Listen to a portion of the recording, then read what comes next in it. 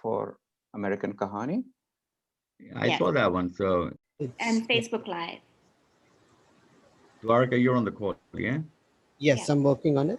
One second. Perfect. Right.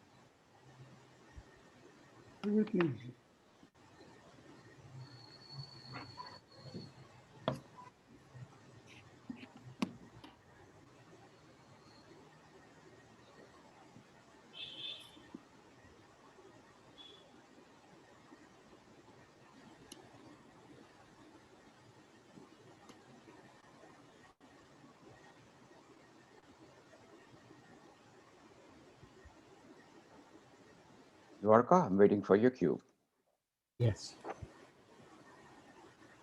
Should we just do it without Larka? Just say if that's what we should do. Yeah.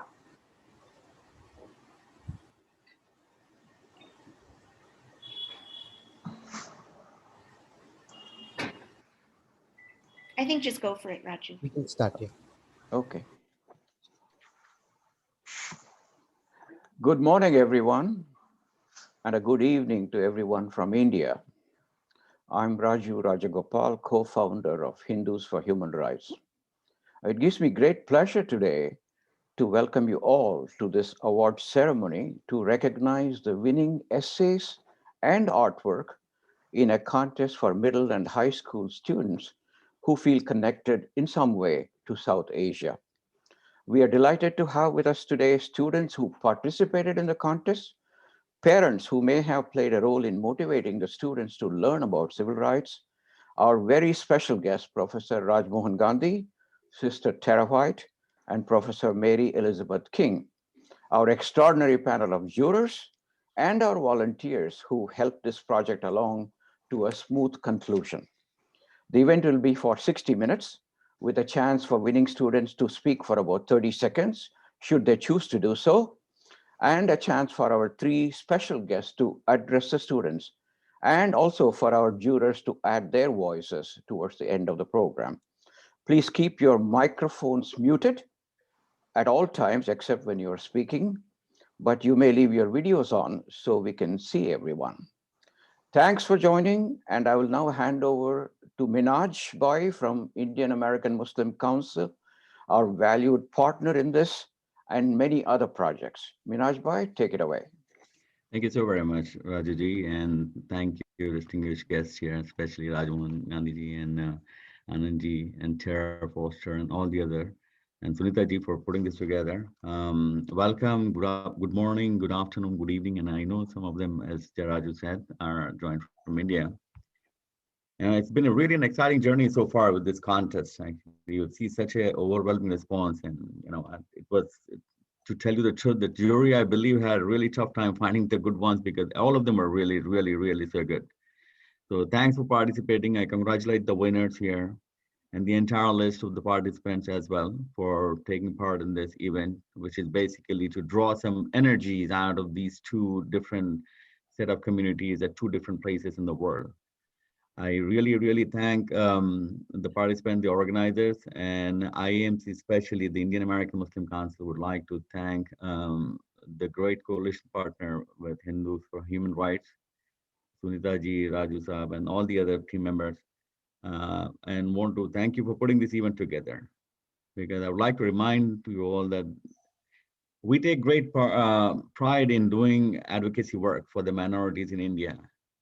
And the world's biggest democracy, we call, who's experiencing a similar ordeal that resonates so closely with the African American community's struggle in the United States just a few decades ago.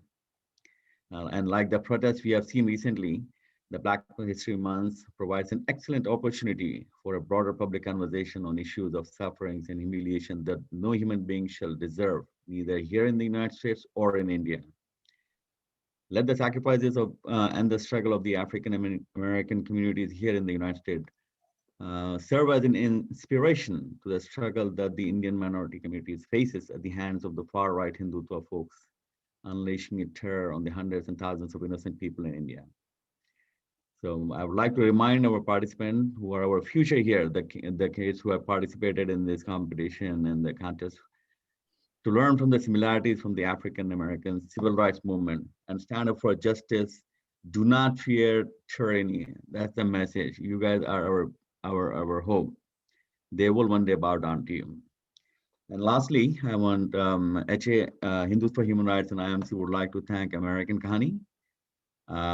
They are our media partners and have been helping get some attention through their advertisement, through their publications actually. So thank you, American Kahani, for being our media partner and publishing our articles by 4 of our students. Amina Ahmed, Meghna Sudhakar, Anoki Mehta, and Satya Shaw. And thanks American Kahani again for publishing the winning essays and artwork starting today after the ceremony. I'm not sure if Bhargavi is on the call. If she is, I can pause here for a moment if you want to speak. I think Bhargavi is driving, but she's with us in the audience. Okay. So I'll take over from here, Minaj Bhai. Please. Thank you so very much, Thank everybody. you so much for your beautiful words. And again, thanks, Bhargavi. I know you're listening. I'm Sunita, co-founder of Hindus for Human Rights with Raju, and I'm going to thank the 42 students who submitted art and essays and close to 100 students who registered. And what I'm so proud of is the range, the geographical diversity of the submissions. We had 11 submissions from California, 4 from New York, 2 from Virginia, 3 from Illinois, 2 from Georgia, USA, 2 from Washington, USA, 1 from New Hampshire, 1 from New Jersey, 4 from Texas, 1 from Arizona, 2 from North Carolina, 1 from Michigan, 6 from Massachusetts, and then so beautifully, 1 from Jharkhand, India, and 1 from Lahore, Pakistan. So really incredible, that we got all these submissions from all around the country and South Asia. And the other thing I really think it's important for the students and everybody to know is that the jurors, when they were considering your submissions, we identified them by numbers, but didn't give your names. So it's just, I would love all of you to know that this was a completely unbiased judging process. And so with that, it is now my great pleasure, honor to introduce somebody who's so important in my own life and in Hindus for Human Rights journey, and that's Raj Mohan Gandhi. I was just telling a few of you who are on as we just began that Raj Mohan Gandhi ji is a biographer. He is a historian. He is an advisory board member of Hindus for Human Rights, so he's part of the HfHR family. And he also happens to be a grandson of Mahatma Gandhi himself. And so I invite Raj Mohan Gandhi ji to share a few remarks with us this morning. Thank you, Sunita ji, and greetings and regards to everybody who is joining. I'm particularly glad that I have the chance to meet the youngsters who contributed the essays and the artwork for this exciting contest. I hope that some of them are listening, and I'm not able to see them all, but I want to imagine them. And they are the ones on my mind as I'm uttering these words. We are all aware that the amazing African-American struggle for justice has inspired the whole world. It also made possible the entry into the United States of your parents, your grandparents, the great many Indians and South Asians and other Asians who managed to enter the United States 30, 40, 50, 60 years ago. They did so as a result, significantly as a result of the amazing struggle that the African Americans have been waging for a long time. So this is something we know, but we should recognize it. Secondly, we also know, and the African American leaders have repeatedly mentioned this, that they took the Indian freedom struggle as a model for their struggle. And I would like the students who have contributed to this contest, who have won the awards and those who have not won the awards, to study a bit of that history whenever they find the time. And I would like in particular to mention one meeting that took place in 1936. That's a long time ago. 4 African Americans made a journey by ship to India, 2 men and two women, and they traveled across India. And then they had a remarkable meeting with Gandhi, my grandfather, in a place called Bardoli in Western India. And the interesting thing about that meeting was it lasted for 3 solid hours. There was a very frank discussion about the situation in the United States, about the situation in India. And Gandhi was in particular keen to know how the African Americans had endured and survived and resisted the slavery decades. Also wanted to know what life was like in 1936 in the United States as between the races. And after this 3-hour-long discussion, and both sides spoke very frankly, Gandhi made this remark that the whole world will learn about nonviolent direct action from African Americans. This Gandhi said in 1936. So I want the students who are taking part in this to be aware of this, and when they have time to do their research. And since Sunita and Raju and Minaj and the others have given me this chance, I want also to shamelessly mention a book of mine. This book is called A Tale of Two Revolts. It's about India's 1857 revolt and the revolt of the Confederacy in the United States, which more or less took place at the same time, more or less at the same time. This is a history of the 19th century in India and a history of the 19th century in the United States. It also, by the way, features a remarkable person called Jyotiba Phule and his wife Savitri Phule, who were great leaders in the struggle for the rights of the Dalits and the depressed persons of India in the 19th century. So as and when you get the chance, I want the youngsters in particular, of course, they will do their own research, but in their research, if they also somehow locate this book of mine, I'd be very glad. And I should mention that the reason I wrote this book, among other reasons, that there's so many now in the United States of South Asian origin, Indian origin, Pakistani origin, Sri Lankan origin, who have links with 2 parts of the world. They have links with America, they have links with India.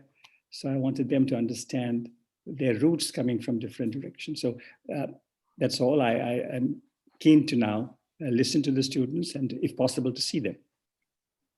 Sunita ji, I may ask Rajmohan ji, where do we procure the book? Somebody's asking, and it would be interesting to know where can we procure that book from. Is it listed somewhere? Now, this is not so easy for me. What I will do is, well, I suppose, everybody goes to Google, and the title of the book is A Tale of Two Revolts. Yeah. And I'm the author, Raj Mohan Gandhi. And it was published in India and in the UK and in the US. The publisher is HAUS, House. Got it. Yeah. Thank you. Thank you so much. Thank you, Rajmohan ji. We can take about 5 minutes for students who are present to open their video and open their audio and ask any question or make any comment based on what you've just heard from Rajmohan ji. So I hope some of you students are ready to share your thoughts or questions.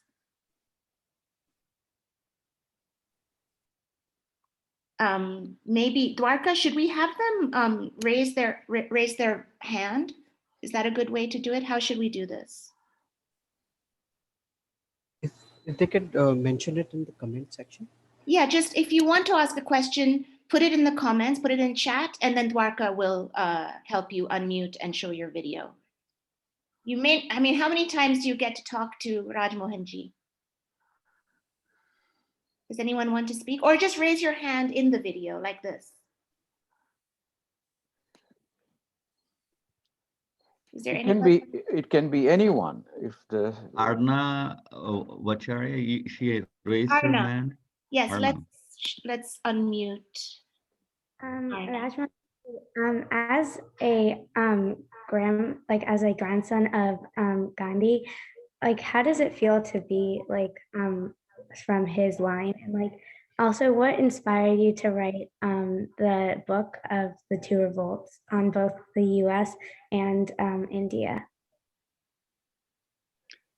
But as for what it feels like to be the grandson of Gandhi, I have to say, first of all, that I don't know what it feels like not to be the grandson of Gandhi, because this is how I grew up. So, but I know that people expect that the grandson of Gandhi should be a very unusual person. Maybe he's fasting all the time, or maybe he's going to prison all the time for what he believes in.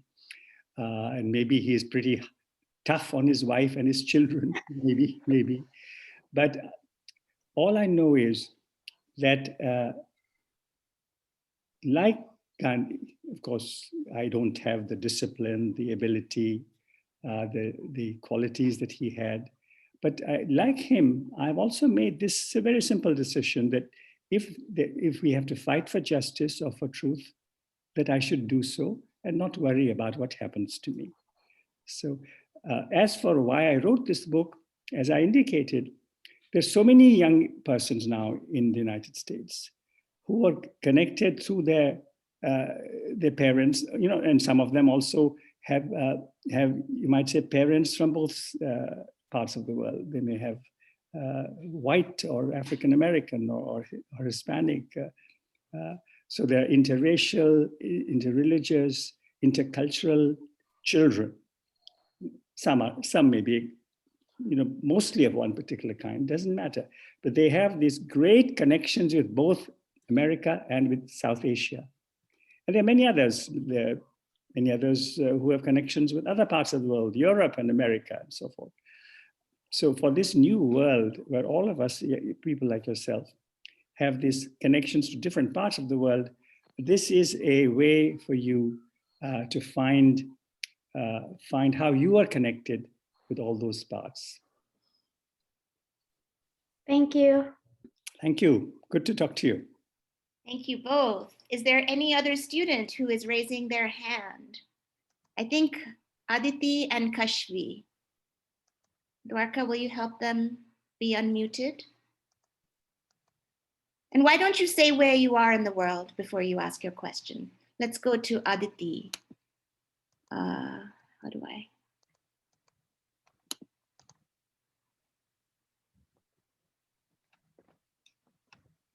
Do you have any tips for writers? Aditi, where are you in the world? I'm from Massachusetts. Yes, I have a tip for writers. Read.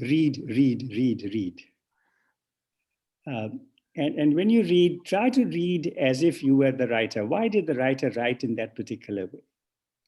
And if you had been there describing the same event or the same occasion, the same feeling, would you have written it that way or another way? So read as much as you can and try to read a book from the writer's point of view. And of course, practice. But I am delighted you're asking this question. I'm absolutely delighted. I think you're going to be a great writer. Thank you, Aditi. Thank you. Now we'll go to Kashvi. Let's see.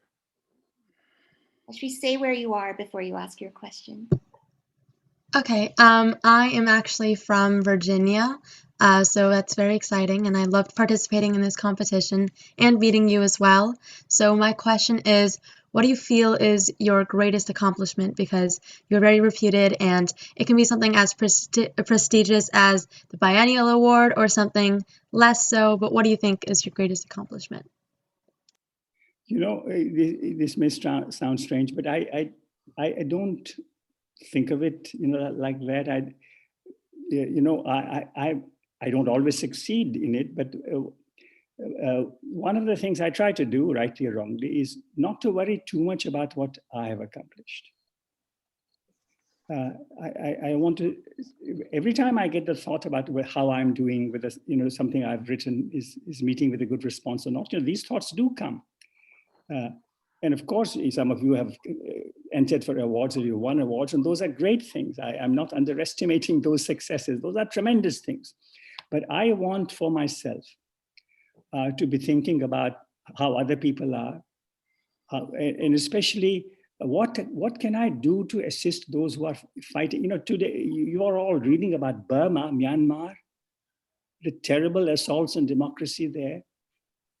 So, and of course, the situation in India, the situation in other parts of the world. So I don't want to think about my accomplishments. I want to think about suffering humanity and how I can be of a tiny bit of assistance. And I guess if that desire in me is genuine, then maybe even what I write, what I say, will impact some people. Thank you. Thank you, Kashfi and Rajmohanji. We have one of our participants from India, Prince Raj, has a question. Prince, are you unmuted? Ma'am. First of all, good morning, ma'am. Are you able to turn on your video? Sir, my question. Let me check.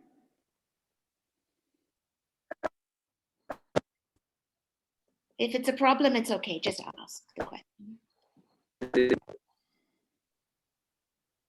Namaste. No, it's visible, ma'am. Namaskar, ma'am. Namaskar. So go ahead. Myself, Prince, from Sani School, Delhi.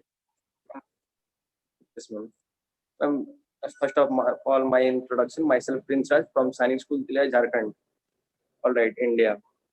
Now, my question is from Raj Gopal sir, that, ma'am, what is the different perspective to be a writer? It means as a historian writer or a normal writer? What is the difference? Basic difference? Well, that's a great question. So a historian cannot afford to think about his feelings or his emotions. He has to silence his emotions. He has to study facts. But a novelist, a poet, or a writer of other short story writer also looks at his or her own feelings and uses those feelings also as a fuel for the writing. So that is one difference. Good question. Good question. Thank you, Prince. Thank you, Rajmohanji. We have a number of questions and we seem to be quick in asking and answering. So let's do more. We have Shrishti, who is one of our participants. Let me find her and unmute her. Or maybe Dwarka, can you unmute Shrishti? Let's see. What? Ma'am. Hello. I'm not seeing Shrishti in my... Yeah. Fiza wants to ask a question. Let's go to Fiza. Let's go to Fiza. Let's unmute her. Hi, I think I'm unmuted. Yeah, I was able to great. unmute. Great. Thank you. Hello, my name is Shrishti and I'm from New Hampshire. I would just like to start off by saying it's an honor to meet you, Mr. Gandhi. I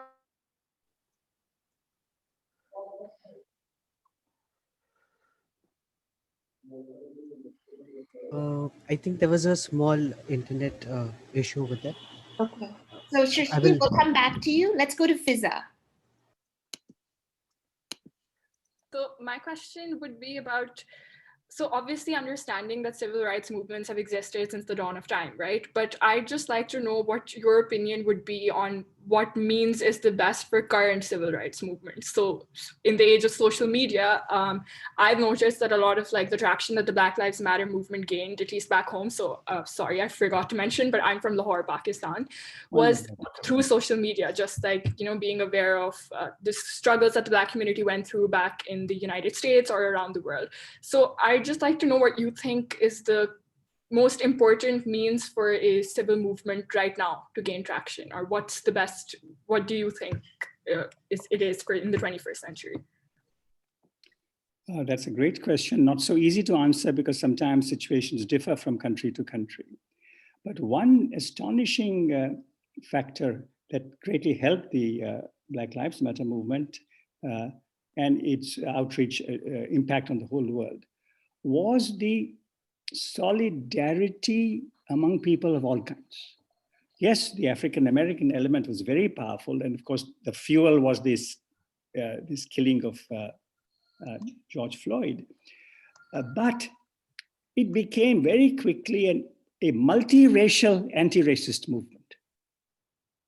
So it was the solidarity of people of different backgrounds, which also added to it. Now, this made it extremely powerful in the US and worldwide. Now, in Lahore, Pakistan, India, the situation may be different, but I would say that apart from real commitment, fearlessness, passion, those are important. Without those ingredients, we can never move forward. But if we can also have people of all kinds and all backgrounds, if possible, taking part, that also contributes. But you're asking a great question, and that it heartens me because it gives me hope for the future, that people are asking questions like that. Good for you. And I'm delighted to meet somebody from Lahore. Wonderful. That's really fantastic. Thanks so much. Thank you. And we're behind in our program, and students and adults who have questions, there will be a couple of other times in the program where we will open up the mics like this. But at this point, Rajmohanji, I want to thank you for being with us and being such an inspiration and an anchor to our work, and an inspiration to the students who are here. I'm sure they'll never forget in their lives the day that they met you. And what a delight to be with the students when they are, joining this contest, and I hope they will be able to listen to everybody else also. Thank you, greetings and best wishes. Rajmohanji, perhaps this calls for a separate another webinar with the youngsters and with you, so you can satisfy all their questions. Rajuji, 3 hours long. Exactly. Truly an inspiration, Raji. Thank you. Thank you. Raju, you're next. I guess. No, I was just saying maybe this calls for a separate webinar with Rajmohanji and the youngsters at some future time. Definitely. So oh wow, now is the time, the minute that we've been waiting for. So wow, we are going to play a video. Pramila Jayapal, the Congresswoman, couldn't be with us in person, but she has recorded a message for us, and this message will reveal what we all want to know. So it is time. And let me also say one thing. There are a finite number of winners, but I want every student who took part in this contest to know that you are a winner. So go ahead, Dwarka, share the video.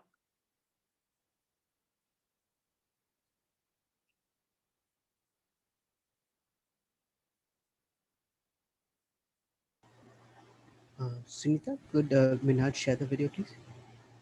Minhaj Bhai, can you share the video? Sure, why not? Let me do that for you guys.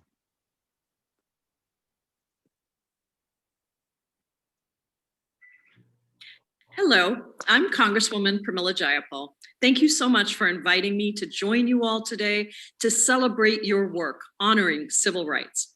And without further ado, I am thrilled to announce the winners of the Essay and Art Contest. Congratulations to the high school essay winner, Suhan Kacholia, to the middle school essay winner, who happens to be from Seattle, Samara Desai, and to the art contest winner, Victoria Maria Garcia. An incredible work to the high school essay runners-up, Amina Ahmed and Meghna Sudhakar. The middle school essay runners-up, Sarina Harjani and Anya Chopra, and the art contest runners-up, Vaishnavi Murthy and Anya Chopra. And of course, the high school essay honorable mentions, Eshna Gupta, Ikra Mohammed, and Fiza Raza, as well as the middle school honorable mentions, Satya Shah, Asiya Sharif, and Aditi Jayashankar. I was truly blown away by all of the incredible work that you submitted. The fight for a more just world is far from over, but it brings me tremendous hope to see such talented young people joining the civil rights effort. Thank you again to Hindus for Human Rights for all that you do and for inviting me to bring these congratulations and announce these winners today. Congratulations, everybody. Thank you. Have you got that? Sunitaji, back to you. Yep, back to Raju, actually. Back to Thank Raju. thank you, Congresswoman. You know how busy she must be with all the bills in Congress, and the fact that she took the time out to tape this message for us. We are incredibly grateful to her. And of course, we told her it was a joint project of both Hindus for Human Rights and Indian American Muslim Council. So it's time now for the actual awards. So it gives me. I'm excited myself too now as a panelist, by the way. Sorry? I said as a panelist, I'm excited too now, actually. So here are the winners. And Dwarka, if you're able to share the actual award, and I can repeat their names, and maybe if they're here, give them a chance to say something for 30 seconds in acknowledgement of their victory. Victoria Maria Garcia was the art first prize winner. And I think Dwarka is going to show that artwork sometime soon, in the next few minutes, I think. Congratulations, Victoria. Oh, there it is. There it is. Wow. This lovely piece Wow. that she did. Wow. I know Wow. Siddhartha is with us, who led the jurors in the art contest. If he wants to say something about this artwork, it would be fantastic. Good morning, everybody, and congratulations. Yeah, it was such a joy to see all of the submissions. My fellow jurors and I were moved by every single one of them, and we just found this to be such a great expression of intersectionality, the fact that it is the coming together of people of different colors, races, religions, backgrounds, and we just thought it summarized what this past year has been. Including the Black Lives Matter theme, as well as emphasis on the pandemic. And so we just thought it was a fantastic submission and love it. So thank you. Thank you, Victoria. Is Victoria here? No, I guess not. Okay. Okay. Let's go to the other winners, Dwarka. Dwarka, Suhan, no. No, the winners, the main winners. Go to Suhan Kacholia.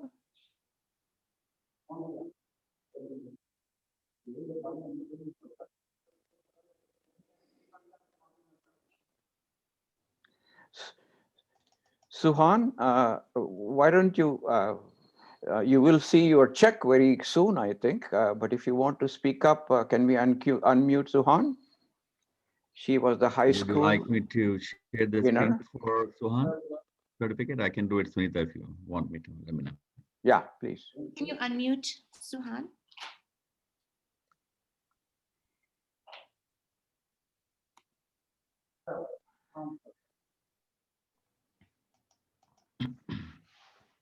There we go. There you are, Suhan. Congratulations.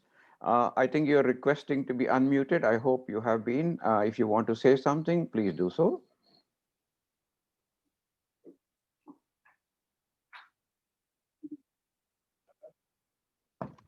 Suhan?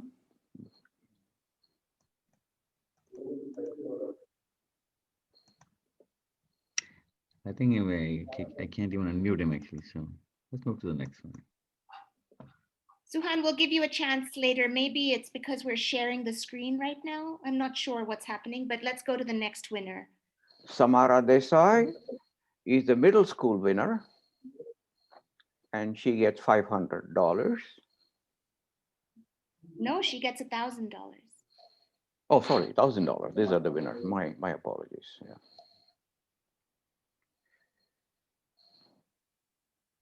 Now that we're not sharing screen, can Suhan speak? Yeah, let's try that. I'll stop sharing.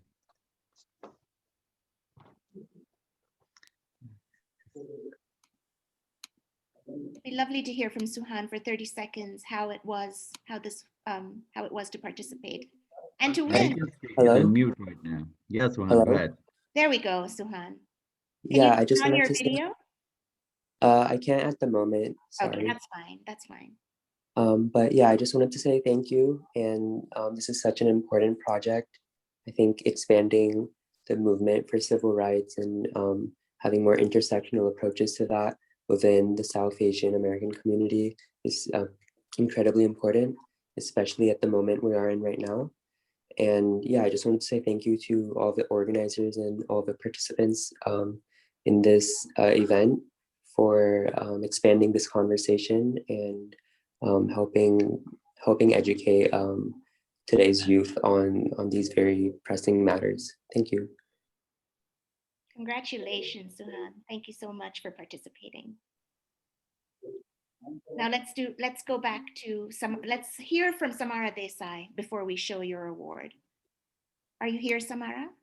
Yeah. Hi. Congrats, Samara. Just want to say thank you to everyone. It's really early here, so I learned a lot in this experience, and yeah, thank you again.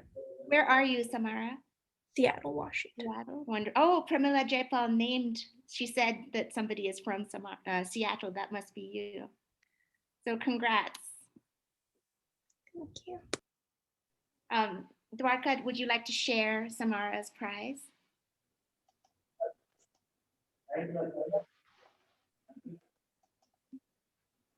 Do it for him.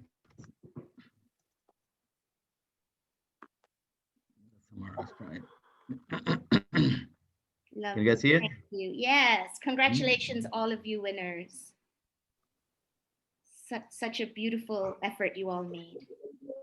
So now let's move on to the first runners-up. All right, I think I was asked to do the runners-up. So as I was excited and I really wanted to, see the kids. Thank you so much for participating, everybody. So the second prize for the high school essay went to Amina Ahmed from Oak Brook, Illinois. She's a grade 11 student, and I believe she's taking SAT today, if I'm not mistaken, correct? Yeah. So congratulations to Amina. Excellent essay, and I believe they should be published in American Kahani. Yes. The second place for the middle school essay went to Serena Harjani from Glenview, Illinois. She's a grade 8 student. Congratulations, Serena. And if you're on the call, go ahead and speak something about your experience. Serena? Are you here, Serena? I believe she is not on the That's okay. participant list. Okay. And then I move on to the art contest. The second prize went to Vaishnavi Murthy, Acton, Massachusetts. She's a grade 9 student. Vaishnavi, are you on the call? I think I saw Vaishnavi's name. Yes, thank you all so much. I'm really thankful to have gotten this, and I learned a lot while creating this piece of artwork and researching a lot about the history. And I've never really explored how my identity connected with all the social justice issues around me. And participating in this really opened my eyes, and I hope to explore more. Thank you, Vaishnavi. Can we see Vaishnavi's art that won the second place? Which, by the way, is a $500 prize. It's a $500 prize, right? There you go.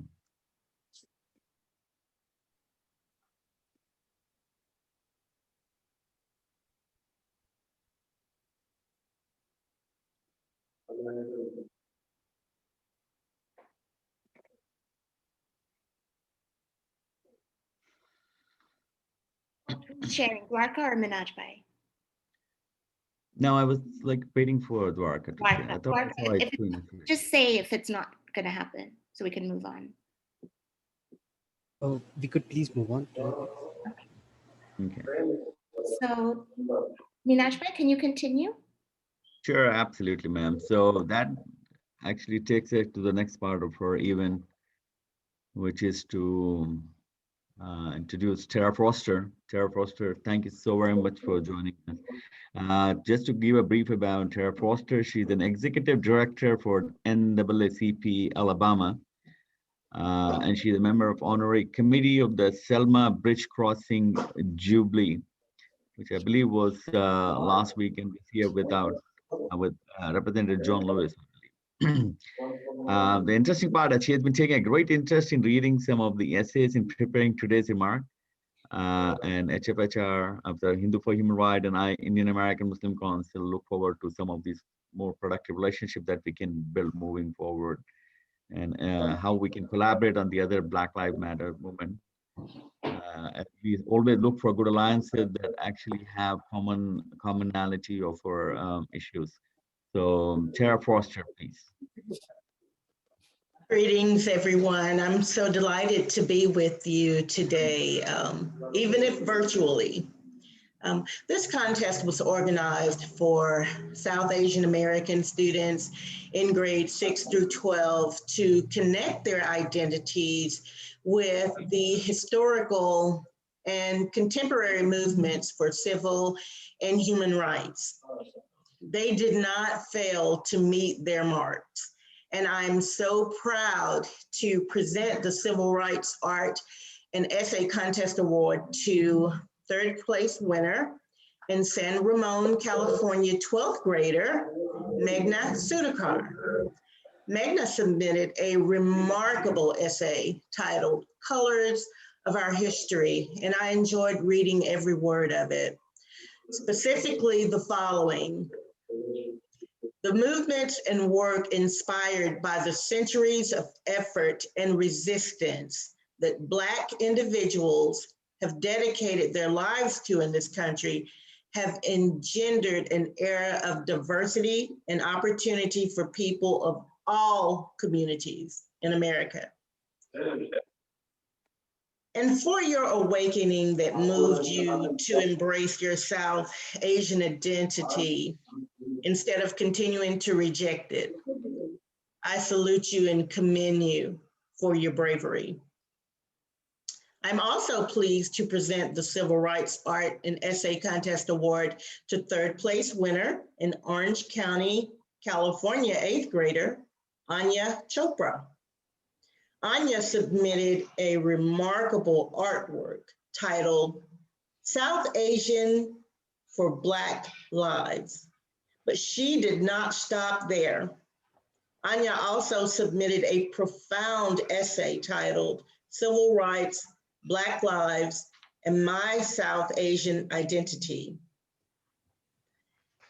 I want to read Anya's opening statement in her essay.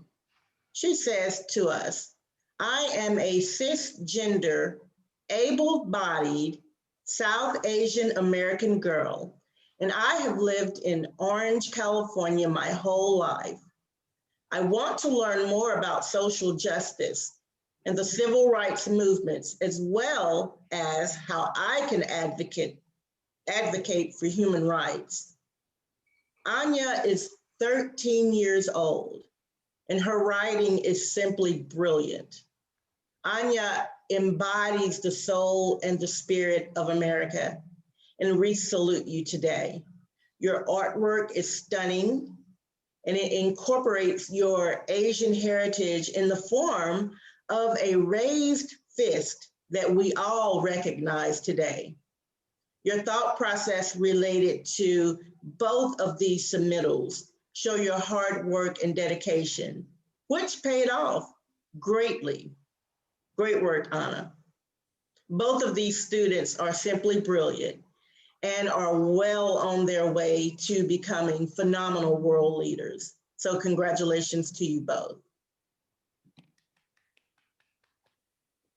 Thank you, Sister Terra. Thank you. I think I go next, and is this right, Raju? Do I mention the honorable mentions now?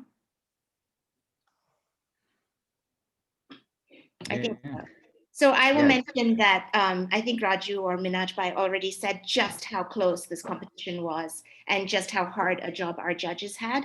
But apart from the winners, the judges decided that these students deserved honorable mention. And so in the high school essay, the honorable mentions go to Ikra Mohammed, Fiza Raza, and Ishna Gupta. And in the middle school essay contest, the honorable mentions go to Asiya Sharif, Satya Shah, and Aditi J. Shankar. And like I said before, if you participated, if you submitted to us, you are all winners. Keep at it. Good luck to you and all the incredible things you'll do going forward in your lives. And I give it back to Raju and Minaj. Yeah, I wanted to see if either Vaishnavi or Anya are online, if they want to say anything. Vaishnavi already. Anya, yeah. I just wanted to say thank you for the opportunity and all that you've done for the human and the civil rights. Thank you, Anya. Thank you, Anya. I've just mailed the artwork, your artwork, to Minaj Bhai. So whenever he wants to share it with the rest of us, he can do so. But I would like to now introduce our third special guest, Professor Mary Elizabeth King, who has just joined us. And she is the director of the James Lawson Institute, which runs periodic teaching on history, theory, and practice of nonviolent action. She's professor of peace and conflict studies with the University of Peace, UN-supported organization. And she has been very active also in the Selma Jubilee in organizing the Symposium for Change. And in fact, she was the spirit behind a great conversation with Reverend Lawson and Professor Raj Mohan Gandhi just last week, tapes of which will soon be available. She has very limited time, and I'm really, really grateful that she has put aside her work for a few minutes to join us to address the students. And so here I give you Professor Mary Elizabeth King. Well, thank you so much, Raju. Can you hear me? Yes. Okay. Hello, Sunita. Hi, Mary. I'm very, very happy to be with all of you today. This is a wonderful event, so important, and I'm going to try to have a few thoughts for you that will stimulate your thinking, particularly the prize winners. When I was a senior in university at Ohio Wesleyan University, I took a study trip to the South, to Nashville and Atlanta, with about a dozen students. I was only a few years older than the students I see here today. And in Atlanta, we met with a variety of people, including, this is where I met Julian Bond, John Lewis, Ella Baker, one of the great voices for social justice in United States history. If you don't know the name Ella Baker, rush out to a bookstore tomorrow and get a book on Miss Baker. I also met Professor Howard Zinn, who was a professor of history at Spelman College, a Black college for women in Atlanta. And I went back to Ohio Wesleyan to pack to go home, and a phone call was diverted to me in the bus station. And the phone call said, would you fly to North Carolina tonight to be interviewed by Miss Baker and Howard Zinn? So I called home and said, yes, I'm going to North Carolina for this reason. And they interviewed me, and the next thing I knew, I was working with them on workshops that intentionally brought together white and Black students. Now, this is in the early 1960s. This would have been about 1963. And no such thing like this was happening. These workshops were safe places where Black and white students could meet and share and get to know each other. It doesn't sound very radical, does it? And it's not. It's very human and very natural. But it was extraordinary for the times. And I very soon was invited to go onto the staff of the Student Nonviolent Coordinating Committee. and my job was communications. So I was working with Julian Bond. Now, young as you prize winners are, I would say that you want to have a deep conversation with yourself about the purposes of your life. The first thing I had to decide about going to work for SNCC was whether I was willing to die for my beliefs. It was exceedingly dangerous, exceedingly dangerous. I also wanted to be part of something much bigger than myself. And I imagine that all of you feel that way too. Those of you who have won prizes today are also using communications. What I want you to think about is the fact that nonviolent action cannot work without effective communications. Gandhi started out his adult life painfully shy in London, studying the law. But he very quickly, when he went on to South Africa, because he couldn't find a job with a law firm in India, and began working with Indian immigrants to South Africa who were treated worse than anybody else by the Dutch and British colonists. He turned himself into a magisterial, magnificent, incredible communicator. And that's what I see in all of you. Your ability to communicate is essential, it's critical to effectiveness. There's no point in organizing a march with a lot of people if there are no placards and signs that in a few words communicate your claims and your demands. There's no point in it at all. You're seeking to persuade the opponent to come over to your point of view. We now call that a defection. You want defections from the camp that is opposed to you.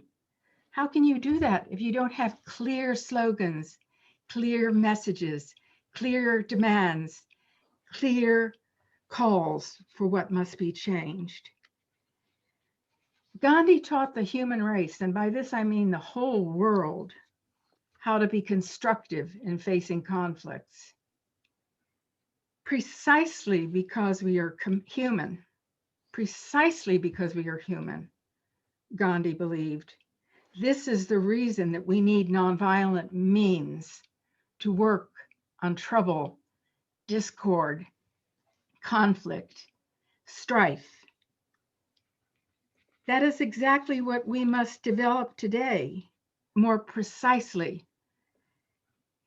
Gandhi showed all the diverse peoples of the world that you can bring about change with positive processes rather than violence. And part of this is because we go after the power of the opponents. We do not go after the lives or welfare or well-being of our adversaries. We seek to take away their power. We do not seek to take away their lives or inflict violence. Very profound, very important. Gandhi made this understandable by the entire world. In South Africa for 2 decades and then returning to India, he led some 9 militant struggles. These were not namby-pamby struggles. These were major, major struggles against racism and discrimination in South Africa, against colonial rule in India and for independence, ending untouchability in the Hindu caste system, trying to end strife between Hindus and Muslims, against sexism and cruelty toward women, and for the rights of women, and for women's political participation. He is urging women to become involved in local struggles in the 1920s after he returns to India, and encouraging them to begin to run for office. Also against poverty, against economic exploitation, and for the poorest of the poor, for the disciplined use of nonviolent methods. Personally, I always remember Gandhi's compelling insight, which is that we need to fight the aggression, not the aggressor. We don't want to fight the person or the people. We want to fight the evil, the hardship, the pain, the cruelty. Each of us must renew our commitment at this time to nonviolent action in our continuing struggles against racism, Islamophobia, casteism, gender inequity, and other forms of discrimination. Gandhi, in fact, coined all the words we talk in English about nonviolent action. He coined all of them. He wanted to create a living language for the English speakers because he's dealing with the British. But now it's the language of the internet. So the words that are used on the internet to communicate about nonviolent action, all of them were coined by Gandhi. Nonviolence, nonviolent struggle, nonviolent conflict, nonviolent sanctions. My favorite is nonviolent transformation of conflict because it's positive. It implies change for the better. It implies respect for the opponent. We want the opponent to come over to us. We don't want to alienate the opponent. It implies addressing social problems at their roots, and it hints at the possibility of reconciliation. So, especially at this time in the context of India, I would say we must take special care to speak in nonviolent words and phrases. We need to fight the aggression, not the aggressor. Our words and actions must be nonviolent so we can fight the aggression and not the aggressor. So thank you very much. I'm delighted to have been invited to be with you today. I'm amazed at the contributions and accomplishments of the prize winners and everyone else that participated. And I would like to say that what you're doing is extremely important, and I will be following you. Thank you. Thank you. Thank you very much, Professor King. Would you have a few minutes to take questions from anyone in the audience? Sure. Let's do that. I'm not sure I can handle the technology of it though, Raju. You might have to. You are live, your video sound is on. All you have to do is to speak up when you hear the question. Great. And so we will prioritize questions from children, students, and if there aren't students, then we will take adult questions. The priority today is the students. So raise your hand, put your video on, or put in chat, whatever, tell us if you have a question for Sister Mary. And go for it, kids. These were very powerful words we just heard. What do you want to ask? Was I scared going to work for SNCC, the Student Nonviolent Coordinating Committee? Of course I was scared. I was scared all the time. And we must be ready for feeling fear. Fear is a natural human reaction to desperate, difficult circumstances. And there are so many desperate, difficult circumstances in our world. And somehow, Prince Raj has. Go ahead. I see a raised hand from Prince Raj. Sorry, Mary, I didn't mean to cut you off, but is he wanting to ask a question? Prince from India, Jharkhand, India.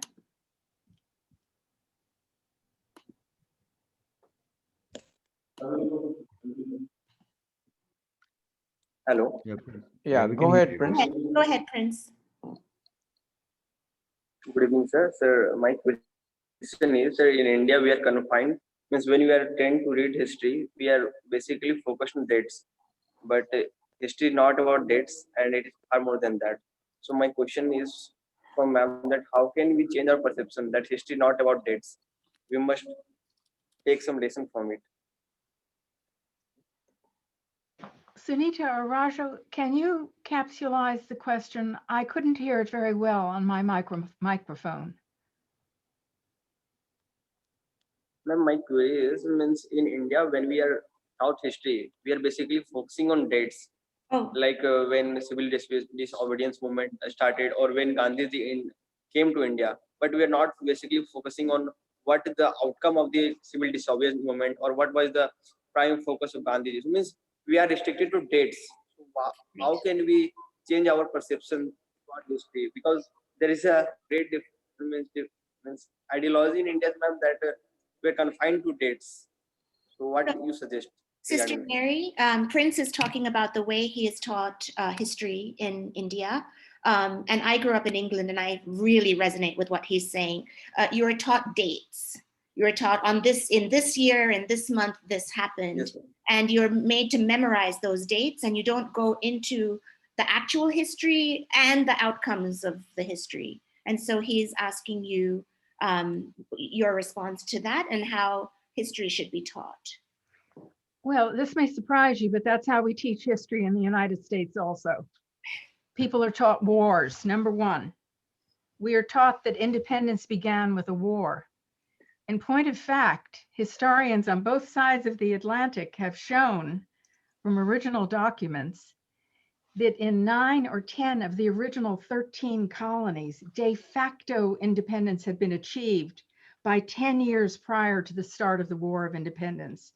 You will not hear this mentioned in a single school in the United States, and you will find many universities where nobody knows about this.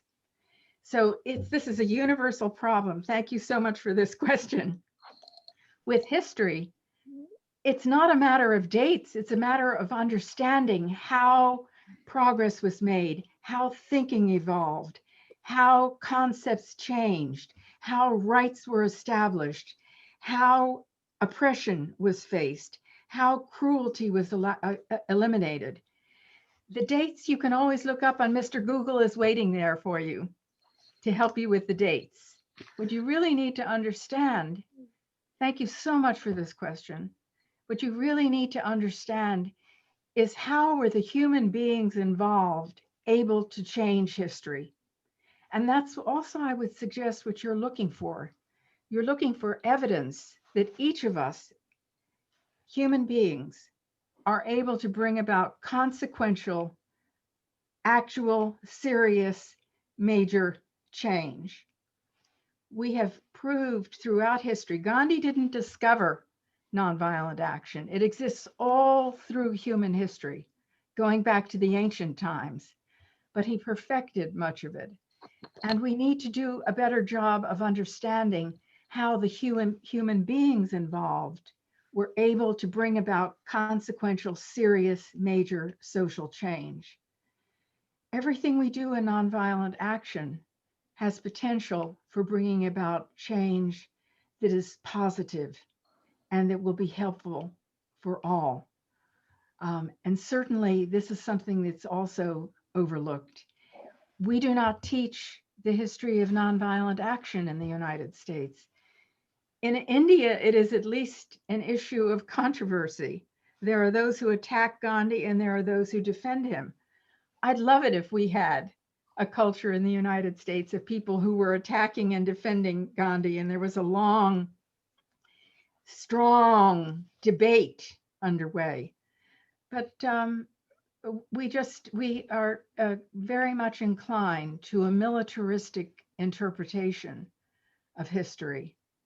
And so many, many schools teach it only by the wars. So we have a universal problem. Thank you, Professor King. Thank you, Mary. Prince. And I think at this point, anybody should be able to ask questions of Professor King. We do, or if any of the jurors want to say something or ask questions, I think this is the time, also the time to do it.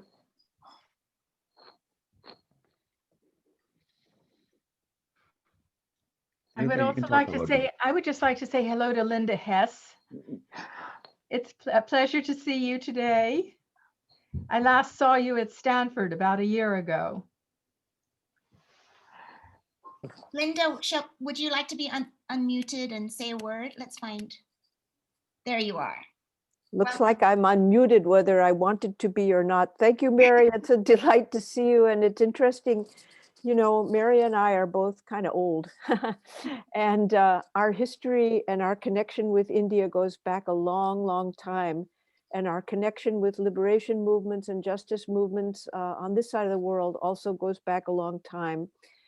So I'll just say that it's been very, very fulfilling for me to be invited to participate in the activities of Hindus for Human Rights, something that my heart has longed for many years to kind of come into the world. And here it is, incarnated in some smiling faces that I see on the screen in front of me and that I look forward to seeing again. I helped read some of the student essays, and I was blown away by the depth, the passion, the intelligence, the clarity, the historical interest of the students who I read. I was also blown away by the fact that the middle school kids were so smart. I mean, goodness, I was not smart like that when I was in middle school. Both middle and high school entries were very inspiring, were wonderful.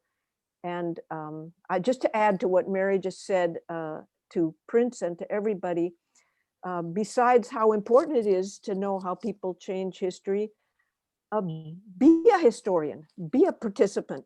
If your schools are not doing a good enough job, get together with your friends, get together with students who have, with teachers who have got some understanding of this and who are also struggling with an insensitive and unresponsive system. Do something in your local community. You can do it with the very energy and passion that brought forth that question about how unsatisfactory history teaching is in your school. That same energy can help you make something happen. So, namaste. Lots of love. I think that this is so important. The United States has thousands of nonviolent struggles that have been fought and brought about major social change that have never been researched, never been documented. No teacher has even sent a class out to write a case study on what happened in that county at that time to bring about justice. There's vast work to be done. So all of us have to rethink how we engage with the fact that there's such a preponderance of ignorance on this extremely important technique for bringing about justice. And the other thing that Professor Hess points out, and I want to say this for all of the students who participated, nonviolent action is for life. Buckle your seatbelts, get ready to be involved for your entire lives. As you have one justice achieved, go for the next.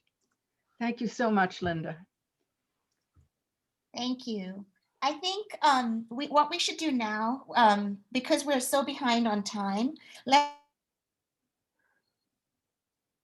student, adult in the audience ask your question very briefly and let's make answers. And the questions can be directed also to Sister Terra, who is with us and such a wonderful activist and resource to all of us. So, and who has a question? Sunita, Sister Terra had to leave us. Oh, I see. And she thanks everybody. But as people are thinking of questions, could we ask Minaj Bhai to show the second and third place art entries? Yes. For a moment. Or Dwarka, maybe. Either of you. Dwarka, I think, is back online. Is he? I'll be doing that. Okay, go ahead, do it. Yeah, let's let keep me know. those two things going parallel. Whenever you want to show it, I really think everybody should see the second and third entries. Yes. Yeah, he can go ahead and share it now, actually. Yeah.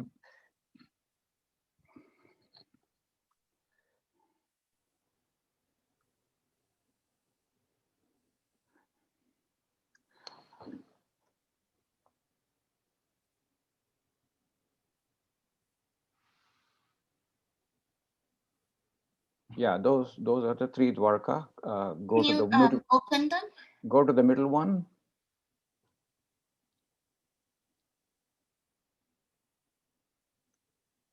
Maybe his computer is too slow.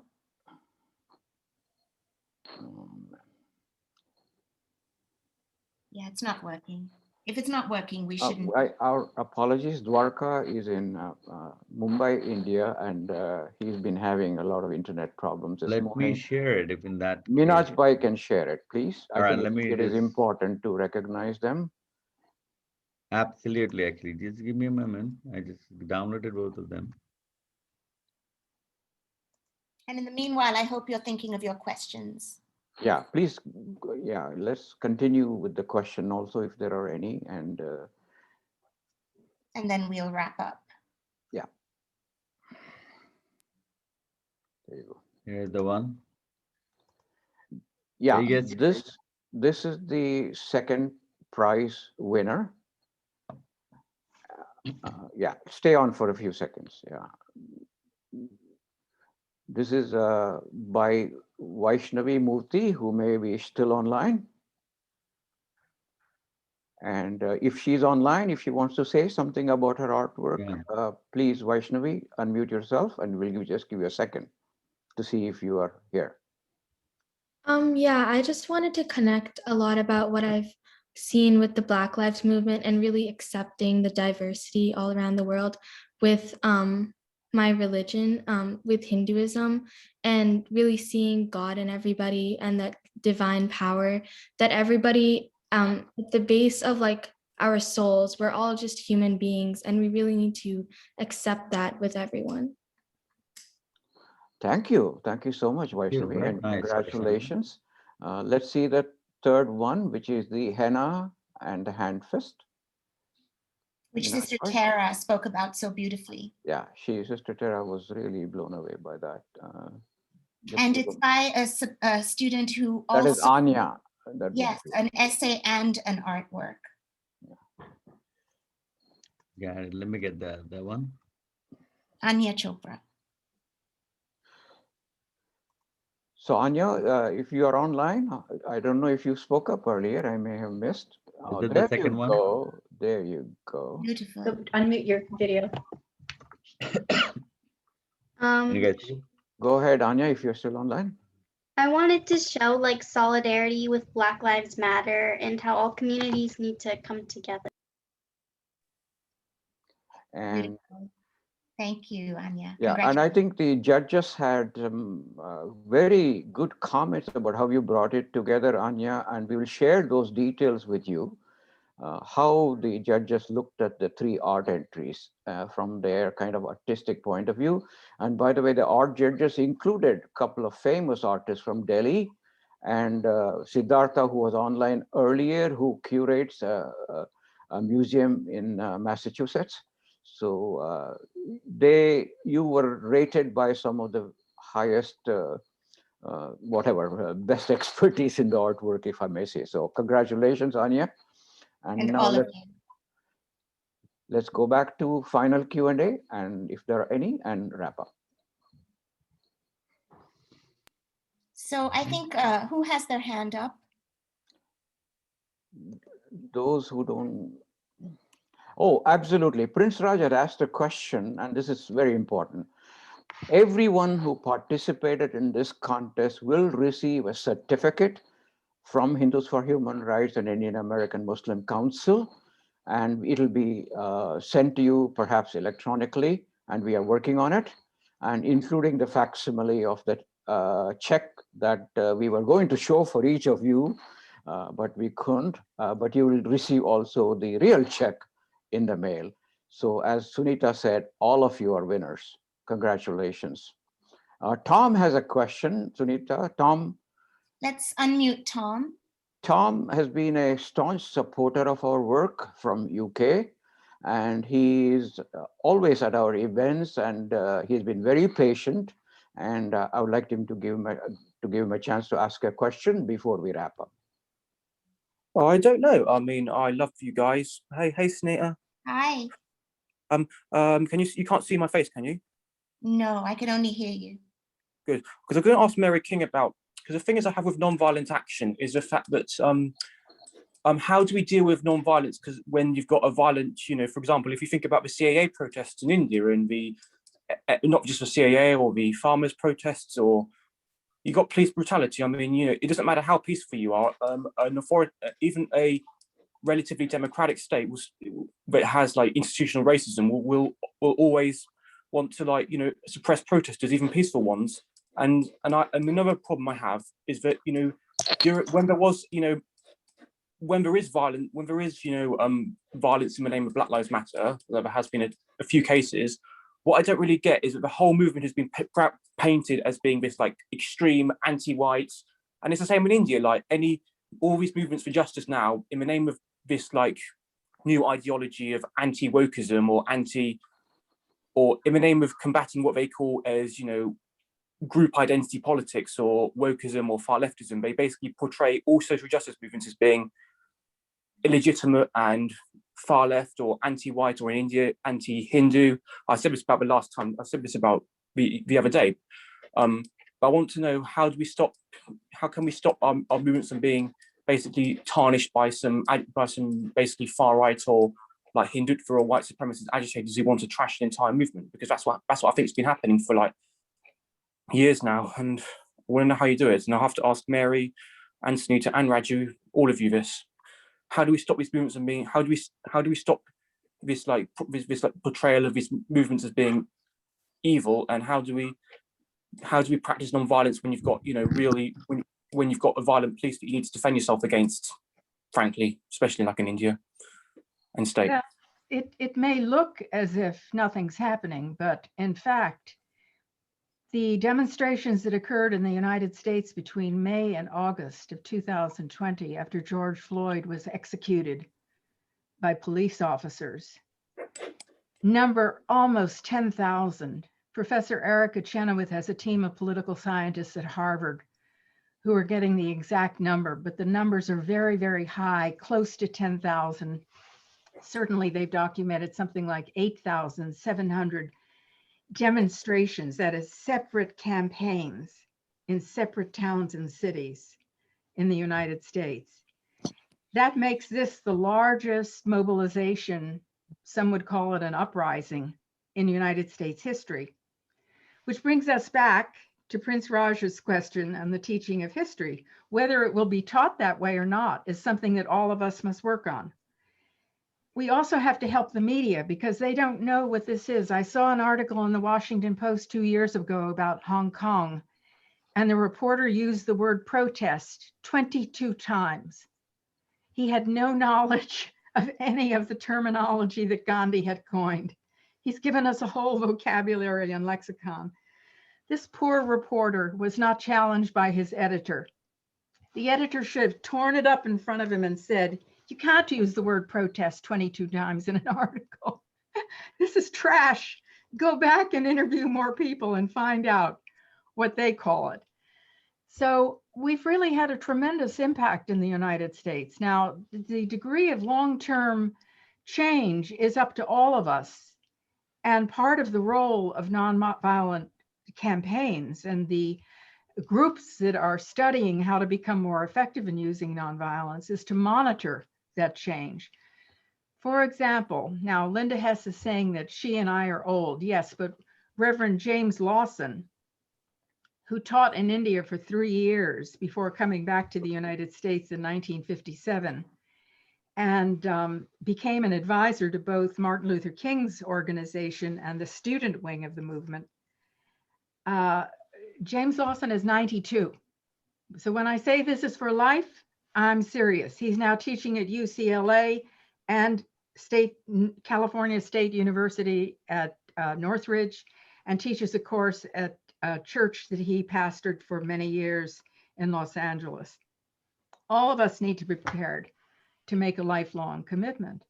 But the other thing is that we have to be militant in the way we monitor the reporting that takes place, because it is so bad. It is unbelievable how poor it is. The communications work that Julian Bond and I did is not being done now. I completely agree. Appalling. But one of the things that Reverend Lawson told me is that they have a study in Los Angeles of the police department in which it was found that only 14% of police engagement with the public has anything to do with crime. That is, police are called to homes for help on alcoholism, on getting someone to the hospital, on getting someone who's fallen off the couch drunk to help. 14% in Los Angeles of the police calls over this particular period of time had to do with crime. The rest have to do with what we would call social work. So our systems in modern advanced societies are all twisted. We don't have the proper responses for human need. We haven't done the correct planning. We don't have the right monitoring. We don't have the right challenging.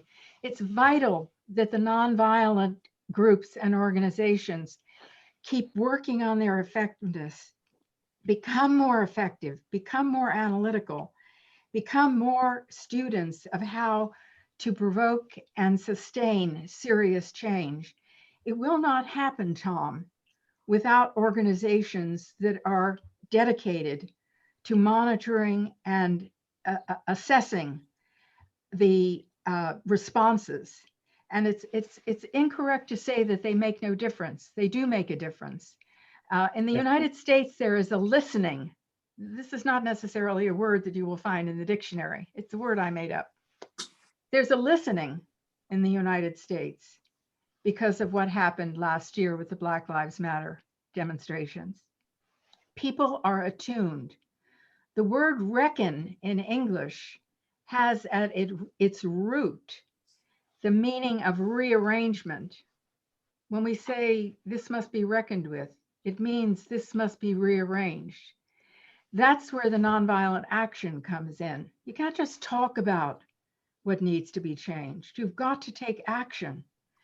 And that means getting rearrangement of the injustices, which means careful monitoring of the police systems, careful monitoring of office holders, and all of the other things we need to do to protect the institutions of democracy. The other thing I will mention, and then we'll go to another question, is you need to remember that nonviolent presence in any situation is always going to be disturbed by the police and counter-protesters.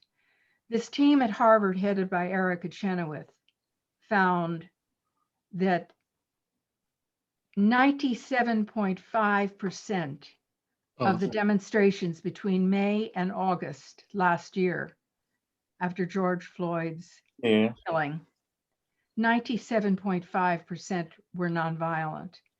Where there was violence, they found that it came from, police and counter-protesters. That's where the media comes in. We don't have reporters who are tasked with learning about this phenomenon.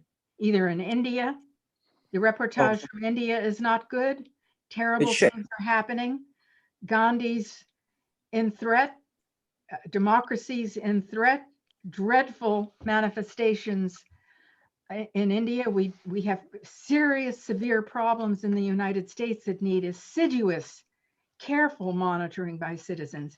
The United Kingdom is not a city on the hill, Tom. There's a lot of work to be done. Thank you. Thank you. Thank you very much. Thank you, Professor Mary King. I think that was a very important question. We are running quite a bit behind, but it's been very productive. If I may ask Minaj Bhai to make his closing remarks so we can conclude this. But I really appreciate you taking more time than you had allocated. It's my pleasure. I'm sorry I couldn't be with you the entire time. My heart was with you, but I couldn't be with you. I know that. So, Thank you so Minaj much. Bhai, please. Yes, Can you unmute? Yeah. Yes, can you guys hear me? Yes. All right.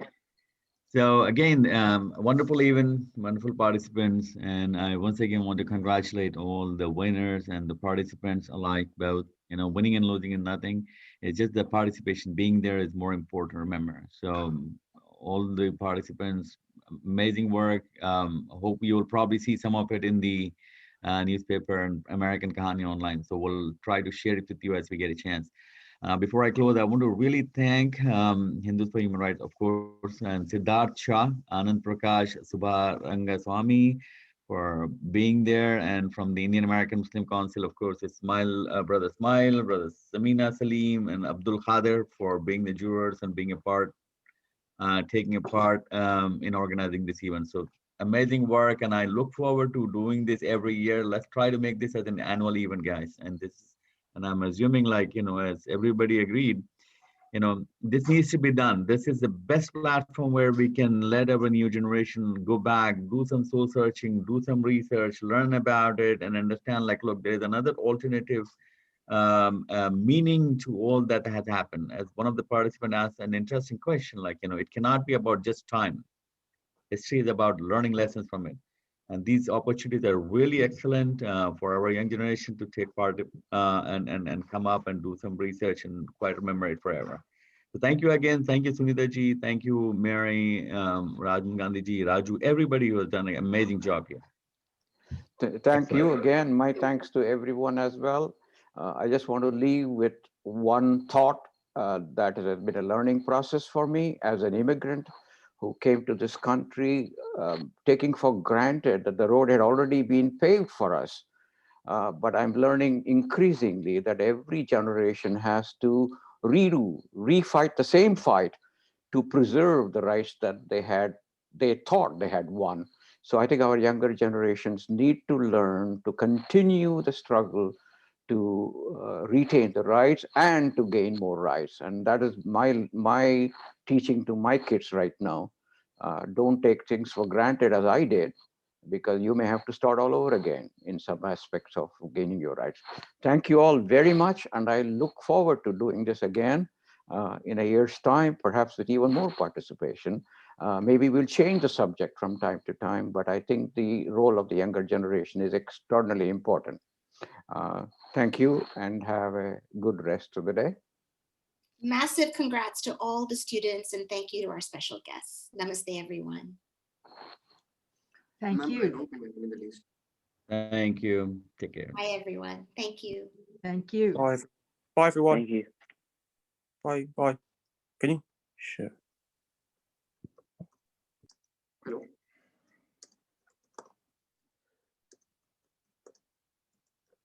Sir, I don't find my name in the list. So, Prince, are you still with us? Prince? Yes, sir. Yeah, I will convey your Yes, sir. question about